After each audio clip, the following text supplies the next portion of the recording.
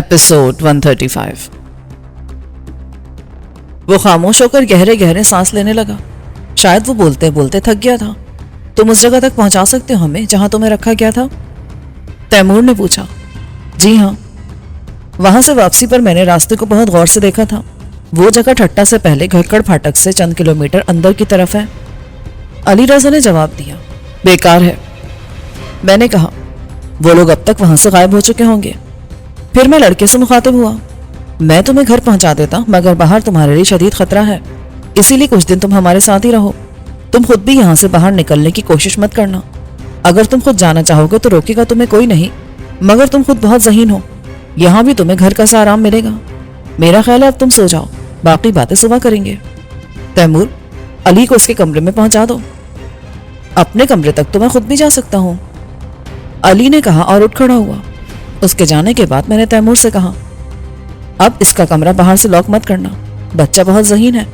वो रात में किसी वक्त उठकर ये जरूर देखेगा कि दरवाजा बाहर से बंद है या नहीं। तमाम गार्ड्स को अलबत्ता ये हिदायत कर दो कि लड़की को यहाँ से निकलने ना दें। मेरा जुमला अभी खत्म हुआ था कि बाहर सड़क पर 2-3 गाड़ियां रुकने की आवाज आई। मैंने झपट कर कमरे की लाइट ऑफ कर दी और अपनी राइफल उठाकर मोहतात अंदाज में बरामदे की तरफ बढ़ा। फिर कॉल बेल जोरदार अंदाज में बजी। गेट पर मौजूद दोनों गार्ड्स भी लॉन में रखी संगी बेंचों के पीछे पोजीशन ले चुके थे। उन्हीं में से एक गार्ड ने डपट कर पूछा, अरे क्या रहा है? यानी कौन है? पुलिस। बाहर से करख्त आवाज सुनाई दी। अली मुराद मुझसे कुछ फासले पर एक सुतून की आड़ में बैठा था। मैंने आहिस्ता से कहा, अली मुराद, तुम गेट पर जाकर बात करो। उसी वक्त तैमूर बाहर निकला। मैं छत से बाहर का जायजा लेकर आ रहा हूँ। दरवाजे पर वाकई पुलिस की 3 मोबाइल वैन्स खड़ी हैं। फिर मैं खुद बात करता हूँ, मैंने कहा और अपनी राइफल तैमूर को पकड़ा दी। तुम लोग मुझे पीछे से कवर देना। मैं गेट की तरफ बढ़ गया। इस दौरान में पुलिस वाले कॉल बेल की बजाय कई मरतबा जाहिलाना अंदाज में दरवाजा पीट चुके थे। मैंने गार्ड को दरवाजा खोलने का इशारा किया और फौरन ऐसी जगह रुक गया जहां से मैं पलक झपकते में एक तनावर दरख्त के पीछे पोजीशन ले सकता था। पुलिस के भेस में दुश्मन भी तो हो सकता था। गेट खुलते एक सब इंस्पेक्टर और 5 कांस्टेबल दंदनाते हुए अंदर आ गए। वहीं रुक जाओ इंस्पेक्टर, इजाजत के बगैर तुम घर में दाखिल कैसे हुए? और रात के इस पहर तुम्हें किसी मौसिस शहरी का दरवाजा राइफल के बटों से पीटने की इजाजत किसने दी है? मैंने चीख कर कहा। अचानक सर्च लाइट्स की तेज रोशनी में इंस्पेक्टर की आंखें चंधिया गईं। तैमूर या अली मुराद ने सर्च लाइट्स ऑन कर दी थी। बोलो, मैं तुम्हारी क्या खिदमत कर सकता हूँ? मैंने सपाट लहजे में कहा। हमें इलाके के मुख्तलिफ लोगों ने टेलीफोन किया था कि आपके बंगले में डाकू घुस आए और अच्छा, तो आप इस सिलसिले में आए हैं? बड़ी देर की मेहरबान आते आते। मेरे पास ज्यादा नफरी नहीं थी। दूसरे थानों से नफरी मंगवाने में कुछ देर हो गई। सब इंस्पेक्टर बोला। कुछ देर? कुछ देर कहते हो तुम लोग इसे? अगर मेरे जाती गार्ड्स ना होते तो वो लोग घर का सफाया तो करते ही, हमें भी ठिकाने लगा देते। तो क्या डाकू फरार हो गए? वो लोग फरार हो जाते, मगर आर्मी वालों ने उनकी कोशिश नाकाम बना दी और उन सबको गिरफ्तार कर लिया। आर्मी वालों ने?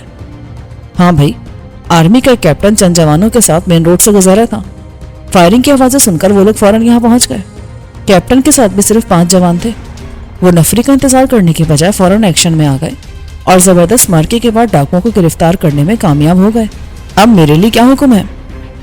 मेरे हुक्म से आए हो तुम यहाँ? बस इतना ध्यान रखना कि आइंदा नफरी ना होने का बहाना मत करना। इंस्पेक्टर चंद लम्हे मुझे घूरता रहा, फिर वापस चला गया। थोड़ी देर बाद बाहर गाड़ियां स्टार्ट होने की आवाज आई। मैंने गार्ड्स को चौकस रहने की हिदायत की और थके थके अंदाज में अंदर की तरफ बढ़ गया। मुझे ग्लोरिया की तरफ से भी परेशानी थी। मैंने शाजिया से पूछा, ग्लोरिया का क्या हाल है? मैंने उनका जख्म साफ करके फर्स्ट एड दे दी थी। अब वो सुकून से सो रही हैं। जख्म ज्यादा गहरा तो नहीं है? खासा गहरा है, मगर हड्डी को नुकसान नहीं पहुंचा। गोली शाने का गोश्त फाड़ती हुई निकल गई है। खून भी अच्छा खासा जाया हो गया है। मैंने उनके जख्म पर वो सफूफ भी छिड़क दिया है जो आपने मुझे दिया था। एक सफूफ उन्हें पानी में घोलकर भी पिला दिया गया है। ठीक है शाजिया, अब तुम भी सो जाओ। अगर नींद नहीं आ रही तो मैं कॉफी लाऊं? नहीं, इस वक्त कॉफी रहने दो। तुम ऐसा करो, उस बच्चे के बेडरूम में सो जाओ। मुझे खदशा है कि वो मौका मिलते ही यहाँ से निकलने की कोशिश करेगा। शाजिया ने कुछ कहने के लिए मुंह खोला, मगर मैं उसकी बात सुने बगैर दरवाजा खोलकर अपने बेडरूम में दाखिल हो गया और दरवाजा अंदर से लॉक कर लिया। आरामदेह बिस्तर पर लेटकर भी मैं काफी देर तक करवटें बदलता रहा। फिर ना जाने किस वक्त मुझे नींद आ गई। میری آنکھ کھلی تو وال کلاک 12 بجا رہی تھی۔ میں کسل مندی سے اٹھ بیٹھا۔ نیم گرم پانی سے نہانے کے بعد مجھے تازگی اور فرحت کا احساس ہوا۔ میں تیار ہو کر ڈرائنگ روم میں پہنچا تو تیمور اور علی مراد پہلے سے وہاں موجود تھے۔ مجھے دیکھ کر تیمور بولا، آج تم خوب سوئے؟ خوب کہاں یار، فجر کی اذانوں کے بعد تو مجھے نیند آئی ہے۔ گلوریا کا کیا حال ہے اب؟ وہ تو بہت بہتر ہے، مگر شازیہ بہت پریشان ہے۔ صبح سے وہ کئی مرتبہ تمہیں اٹھانے کی کوشش کر چکی ہے، مگر ہر بار میں نے اور علی مراد نے اسے روک دیا۔ میں چاہتا تھا کہ تم جتنی دیر سو لو اچھا ہے، آئندہ نہ جانے کب اتنی فرصت ملے۔ تم واقعی ٹھیک کہہ رہے ہو تیمور، بے فکری کی نیند سے ایک زمانہ گزر گیا۔ ہر وقت سر پر کوئی نہ کوئی تلوار لٹکی رہتی ہے۔ ارے ہاں، اس بچے کا کیا حال ہے؟ وہ بچہ صبح سے شازیہ کے ساتھ ہے، اس نے ایک دفعہ بھی یہاں سے جانے کی بات نہیں کی۔ شازیہ سے پوچھ رہا تھا کہ باجی آپ ان لوگوں میں کیسے پھنس گئیں؟ یہ سن کر مجھے ہنسی آ گئی۔ ناشتہ یہیں منگواؤں سائیں آپ؟ ناشتہ؟ اب تو میں لنچ ہی کروں گا علی مراد، تم بس کافی منگوا لو، میں گلوریا کے کمرے میں جا رہا ہوں۔ گلوریا بیڈ کی پشت سے نیند دراز تھی۔ کیا حال ہے تمہارا؟ گلوریا کو جواب دینے ہی والی تھی کہ علی مراد بگولے کی طرح کمرے میں داخل ہوا اور گہرے گہرے سانس لینے لگا۔ یہ پہلا موقع تھا کہ وہ یوں اچانک اندر آیا تھا۔ اس کے چہرے پر ہوائیاں اڑ رہی تھیں۔ میں نے استفسار طلب نظروں سے اسے دیکھا۔ میری چھٹی حس کہہ رہی تھی کہ کوئی سنگین بات ضرور ہے۔ کیا بات ہے علی مراد، کوئی پریشانی ہے؟ سائیں وہ… علی مراد تھوک نکل کر رہ گیا۔ میں گھبرا کر کھڑا ہو گیا۔ بولتے کیوں نہیں؟ سائیں وہ بڑے سائیں… کیا ہوا بڑے سائیں کو؟ گلوریا بھی اپنی تکلیف بھول کر اٹھ بیٹھی۔ علی مراد کے پیچھے پیچھے تیمور بھی کمرے میں آ گیا۔ سائیں وہ گوٹ سے کریم بخش کا فون آیا ہے۔ بڑے سائیں کراچی آ رہے تھے کہ راستے میں ڈاکو نے ان پر حملہ کیا اور وہ لوگ بابا سائیں کو وہ لوگ لے گئے۔ اور ان کے گارڈز؟ کریم بخش بتا رہا تھا کہ ان کے ساتھ 4 گارڈز تھے، وہ چاروں موقع پر ہی ہلاک ہو گئے۔ کریم بخش بابا سائیں کی گاڑی کا ڈرائیور ہے، وہ بھی شدید زخمی حالت میں گوٹ پہنچا ہے۔ ڈاکو تو اسے بھی مردہ سمجھ کر چھوڑ گئے تھے۔ ان ڈاکوں کی اب اتنی جرت ہو گئی کہ وہ بابا سائیں جیسے بڑے زمیندار پر ہاتھ ڈال سکیں؟ کیا وہ سمجھتے ہیں کہ ہم سے تاوان وصول کر لیں گے؟ پھر میں علی مراد سے بولا، تم آئی جی صاحب کا فون نمبر ملا اور میری بات کراؤ۔ ٹھیک ہے سائیں، ویسے گوٹ کے تھانے میں کریم بخش نے رپورٹ لکھوا دی ہے۔ چند منٹ بعد علی مراد نے ٹیلی فون سیٹ میرے نزدیک رکھا۔ آئی جی صاحب کا پی اے لائن پر ہے۔ ہیلو، پلیز آئی جی صاحب سے بات کرائیے، میں عبدالرحیم کا بیٹا بول رہا ہوں۔ دوسرے لمحے آئی جی صاحب لائن پر تھے۔ آئی جی صاحب، میں نے تلخی سے کہا، اس ملک کا قانون اب اتنا بے بس ہو گیا ہے کہ اس کے رہنے کا کوئی جواز ہی باقی نہیں رہا۔ What's the problem? پرابلم یہ کہ ڈاکو اب اتنے طاقتور اور بے خوف ہو گئے ہیں کہ وہ رئیس عبدالرحیم خان کو اغوا کر کے لے گئے ہیں۔ وہ کراچی آ رہے تھے کہ ڈاکو نے ان کی گاڑی پر حملہ کیا، ان کے گارڈز کو ہلاک کیا اور انہیں اٹھا کر لے گئے۔ ان کا ڈرائیور کسی طرح مرنے سے بچ گیا، اسی نے یہ اطلاع دی ہے۔ یہ واقعہ کہاں ہوا ہے؟ میں علاقے کے تھانے کے ساتھ ساتھ کرائم برانچ اور ایف آئی اے کو بھی احکامات جاری کر دیتا ہوں۔ ویسے آپ پریشان نہ ہوں، رئیس کی جان کو خطرہ نہیں ہے، ڈاکو تاوان کا مطالبہ کریں گے، اسی لیے انہیں اغوا کیا گیا ہے۔ اور آپ کا خیال ہے کہ ہم انہیں تاوان دے دیں؟ نہیں، میں یہ نہیں کہہ رہا ہوں، لیکن ان کی جان بچانے کے لیے ہمیں تمام امکانات پر نظر رکھنا ہوگی۔ میری ایک بات غور سے سن لیں آئی جی صاحب، بابا سائیں کو ذرا بھی تکلیف پہنچی تو میں پورے شہر کو آگ اور خون میں نہلا دوں گا۔ یہ کیا بکواس ہے؟ کون ہو تم؟ جہاں تک مجھے یاد پڑتا ہے، رئیس کا ایک ہی بیٹا تھا جو شاید دشمنوں کے ہاتھوں قتل ہو گیا تھا۔ اپنا ریکارڈ درست کر لیں آئی جی صاحب، ان کا ایک نہیں بلکہ 2 بیٹے تھے، میں ان کا دوسرا بیٹا ہوں، کامران۔ کامران؟ وہی کامران جو انڈیا؟ جی ہاں، وہی کامران۔ میں وہی کامران ہوں جس کا نام دہشت کی علامت بن گیا ہے۔ میں آپ کو صرف 12 گھنٹے دے رہا ہوں، اس عرصے میں اگر بابا سائیں مجھے بخیریت نہیں ملے تو کیا ہوگا؟ تو وہ ہوگا جس کا آپ نے تصور بھی نہیں کیا ہوگا۔ تم مجھے دھمکی دے رہے ہو؟ دھمکی تو وہ لوگ دیتے ہیں جی صاحب جو کچھ کرنے کے قابل نہیں ہوتے۔ 12 گھنٹے بعد آپ کو معلوم ہو جائے گا کہ دہشت گردی ہوتی کیا ہے۔ یہ کہہ کر میں نے فون بند کر دیا۔ تم نے پولیس کو 12 گھنٹے کی مہلت دی ہے، کیا تم اس دوران ہاتھ پہ ہاتھ رکھ کر بیٹھے رہو گے؟ گلوریا نے کہا، آئی جی صاحب جانتے کہ گورنر صاحب نے دفاعی احکامات کے ذریعے قائم تمام جھوٹے مقدمات ختم کرائے ہیں، اور کوئی وقت ہوتا تو پولیس ڈاکوں کو پکڑنے کے بجائے پہلے مجھ پر ہاتھ ڈالتی، مگر اب یہ ممکن نہیں ہے۔ اب وہ لوگ بابا سائیں کی بازیابی کے لیے واقعی کوششیں کریں گے، میں بھی اس دوران میں اپنے طور پر کوشش کروں گا۔ اچانک مجھے محرم خان کا خیال آیا، وہ ضرور جانتا ہوگا کہ بابا سائیں کو ڈاکوؤں کے کس گروہ نے اغوا کیا ہے۔ میں عجلت میں وہاں سے اپنے کمرے میں گیا اور برق رفتاری سے کپڑے بدل لیے. میں جینز جیکٹ اور لانگ شوز میں ملبوس کیل کاٹے سے لیس ہو کر باہر نکلا تو مجھے تیمور بھی اسی حالت میں نظر آیا. میں نے اس مرتبہ مہلک رائفل یوزی بریف کیس میں رکھنے کے بجائے اسمبل کر کے اپنے شانے سے لٹکا لی. میں گلوریا سے ملنے اس کے کمرے میں پہنچا تو وہ کہیں جانے کی تیاری کر رہی تھی. تم اس حالت میں کہاں جا رہی ہو؟ میری حالت اب ٹھیک ہے، میں بھی تمہارے ساتھ چل رہی ہوں. فی الحال تو میں پولٹری فارم تک جا رہا ہوں. وہاں محرم اور اس کے ساتھیوں سے پوچھ گچھ کروں گا. وہاں تمہارا جانا اتنا ضروری بھی نہیں ہے. میں صرف تیمور کو ساتھ لے جاؤں گا. علی مراد اور بنگلے کے دوسرے گارڈز یہیں رہیں گے. ہاں تم اس بچے کا خیال رکھنا.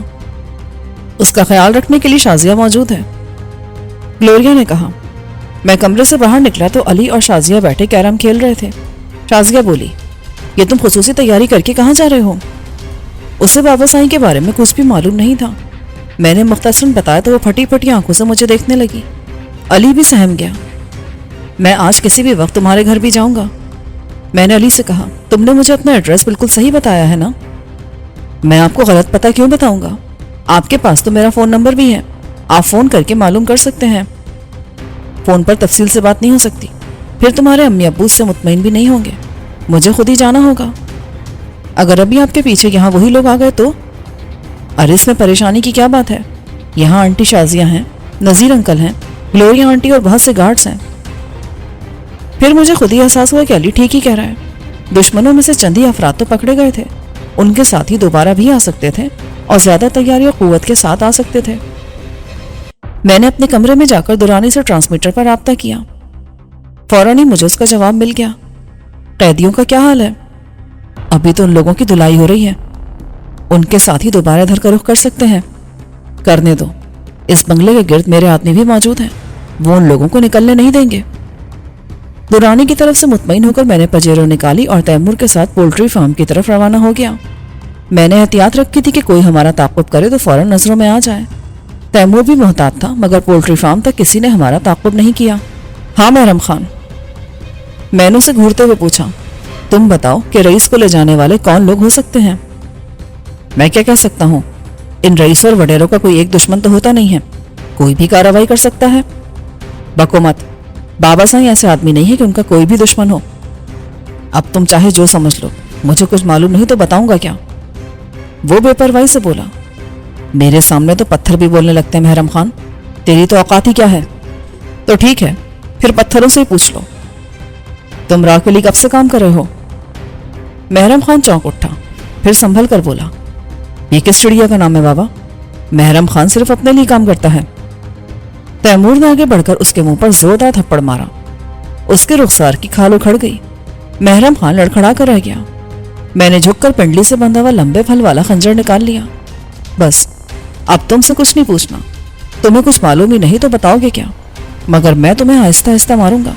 پہلے دونوں کان کاٹوں گا، پھر ناک، پھر دونوں ہاتھ، سب سے آخر میں گلے پر خنجر چلا کر چھوڑ دوں گا تاکہ تم کم از کم آدھے گھنٹے تک تڑپتے رہو. یہی حشر تمہارے ساتھیوں کا ہوگا. محرم خان تو ڈھٹائی سے کھڑا رہا، مگر اس کے ساتھیوں میں سے دو کے چہرے سفید پڑ گئے. انہیں مزید دہشت زدہ کرنے کے لیے میں نے آگے بڑھ کر اچانک محرم خان کا کان پکڑ لیا. اس نے جھٹکے سے کان چھڑایا اور مجھے گھونسا مارنے کی کوشش کی. میری پٹائی سے وہ پہلے ہی نڈھال ہو رہا تھا. میں نے پیچھے ہٹ کر اس کے سینے پر زوردار کک رسید کی.